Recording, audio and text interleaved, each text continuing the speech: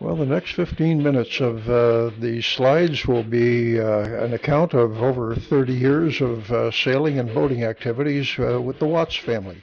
And we hope you enjoy viewing these photos as much as we enjoyed reminiscing over them. This is the first boat that we had of any size. It's 26 feet long. It's called a Thunderbird, designed by a gentleman named Ben Seaborn, who is a Northwest designer, or was. This particular boat was built in the Philippines and then shipped up to us at the Kaneohe Yacht Club.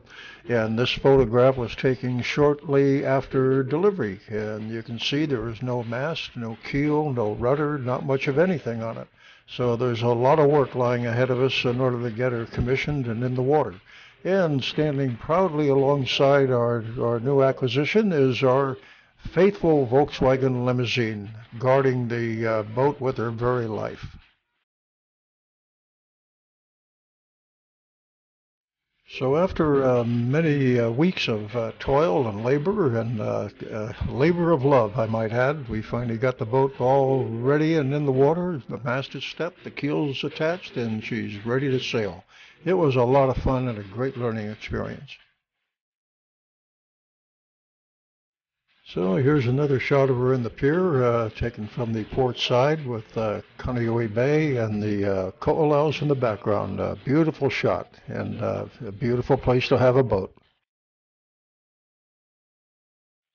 Another photo from the port side, and it looks like we have either just come back from a sail or we're going on one. That's me fiddling around with the main, and our son Kenny standing on the pier with his life jacket on, and looks like the jib lying on the foredeck. So it's hard to tell from this photograph whether we're coming or going, but obviously we're having a lot of fun.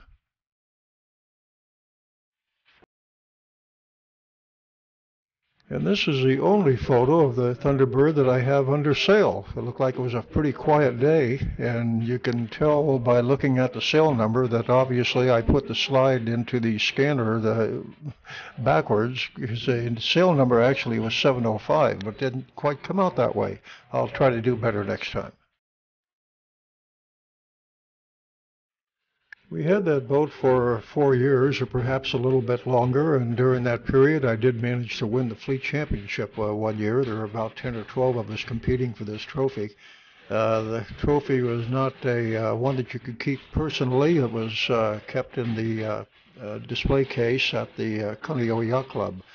All we would get was a little plaque and be able to take a photo of it. But at any rate, it was a lot of fun competing for it. There were about 10 or 12 of us going after it, and that year it was my turn. Then after 4 years or so, we decided to get a Cal 20. It's a little bit smaller, but it was a very, very active racing fleet in Kaneohe Yacht Club, still is. And we had a all competition with San Francisco Yacht Club. We'd alternate the site on varying years, and it was a lot of fun, a lot of competition, a lot of sailors, and we had quite a bit of fun with that boat, even though it was a lot smaller than the Thunderbird. We did sail the Cal 20 to Molokai a couple of times, and this is a photo of one of the return trips of Molokai. That's my good friend Chuck Schrader lying on the foredeck of the Cal 20. We had come across a school of porpoise, and he wanted to get up and see if he could pet one of them. Well, by gosh, he did. He managed to run his hand down the left side of one of the porpoise. The porpoise just sort of rolled over and looked at him and went on doing his own thing. Didn't bother him a bit.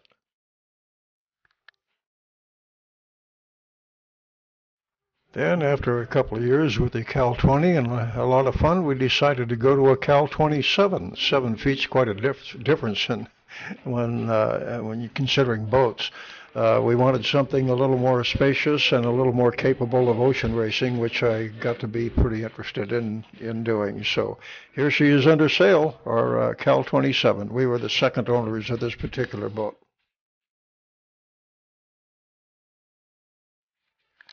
Here she is under sail again. It looks like a fairly brisk day, and we're all clad in foul weather gear, so it may have been a bit blustery, and that's Coconut Island in the background. Later, I started letting our son Ken sail the boat with his friends in the local racing competition. And here's a shot of them just coming up to the weather mark and just starting to hoist the spinnaker. They did really a great job with that boat, and Kenny was a much better sailor than I ever was. And here they are after having rounded the weather mark. The jib is up and pulling nicely, and it looks like they're just getting ready to drop the jib to give them a little more aerodynamic efficiency. And here's a photo of her on a reach, spinnaker reach, which is the most exciting part of sailing, I think, from an aesthetic standpoint as well as physical. I don't know if this is the same race that the previous two pictures were taken in or not, but it's just a nice a photo of a nice spinnaker reach. Here's another good shot of a spinnaker reach. In fact, it's probably the best as far as looking at sail trim is concerned. You can see the luff is just starting to break at the upper edge of the chute, and that indicates proper sail trim. That's where you get the most efficiency and the greatest amount of speed out of that particular sail, and that's what it's all about. Well, every once in a while in spinnaker handling, you get egg whoops, and here's one of those. It got away from them a little bit, and I'm sure they got it back under control in short order.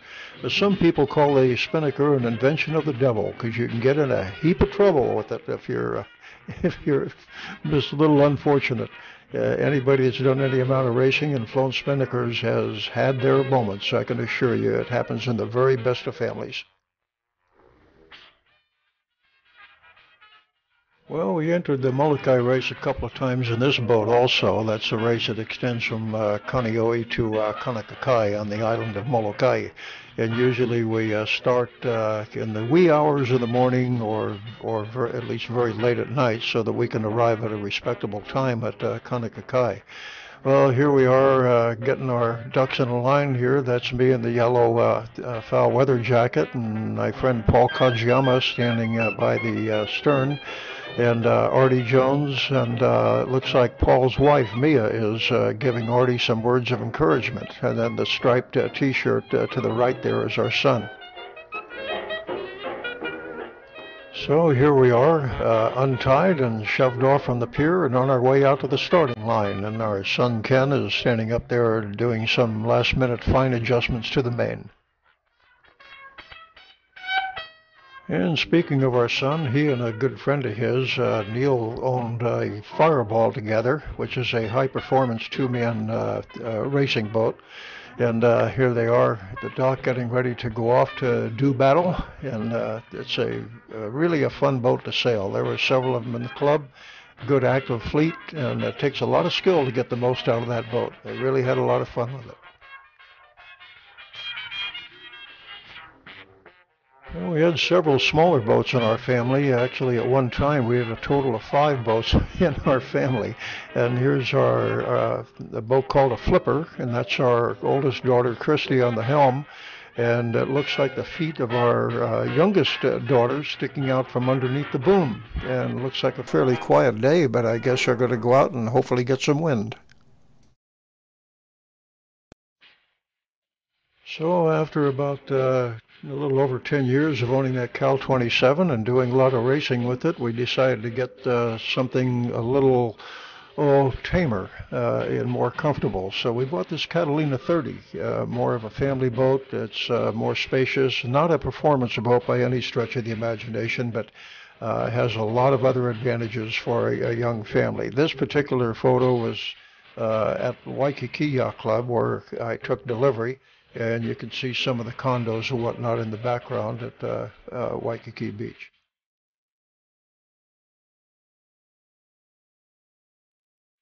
Here's part of the interior of the Catalina 30. This is the, I guess you'd call it the plotting or navigation station, that cabinet with material on top of it and some of the electronics in the background.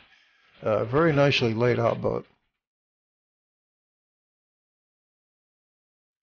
Maybe even more important was the dining area. So here's a photo of the dining area, and off to the left is the galley, and then forward of that bulkhead with the blue sun visor hanging on it, it was the head or bathroom. And here's a picture of Jane and Lee taxiing out of the harbor to go out and do a little bit of day sailing on the bay. It looks like it's going to be a beautiful day. And here we are on one of our day sails out on the bay with our son and grandson. Well, our grandson there looks like he's 2 or 3 years old. Well, now he's a young man of 21 years old. Well, he's getting a little training here. His father is showing him how to pull on a jib sheet. He didn't take much of sailing, though. He's much more into Hawaiian canoe paddling and kayaking and that sort of thing. But we've all had a lot of fun with boats over the years.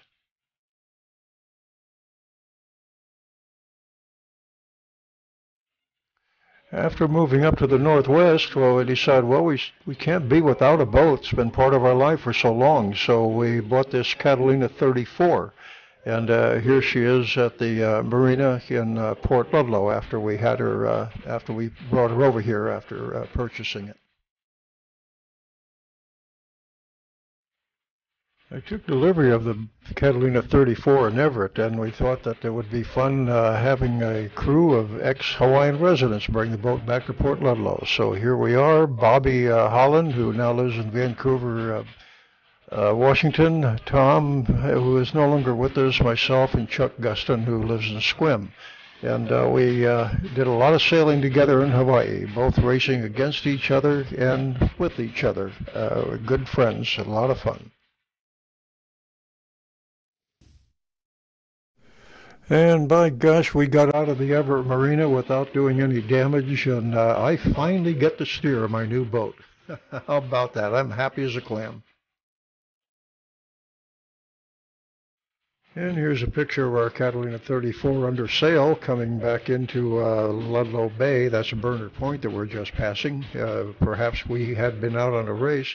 The courses were usually outside of Port Ludlow Bay.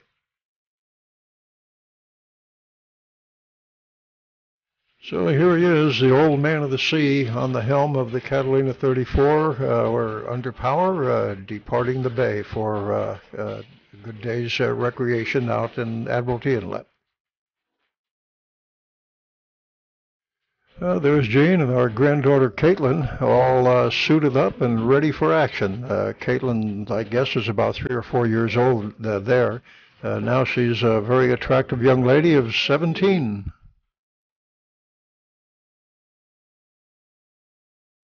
Of course, Caitlin had to come out and help me steer, be sure I didn't go up in any rocks or anything, and she was very motivational.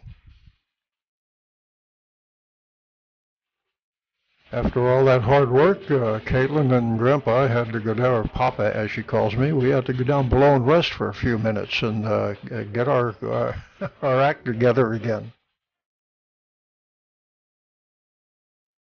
Well, June decided she wanted to come down and rest a little bit with us as well. And of course, Caitlin's mother, Chrissy, was with us. She's the one that took all these photos, but unfortunately, we don't have her included in any of them.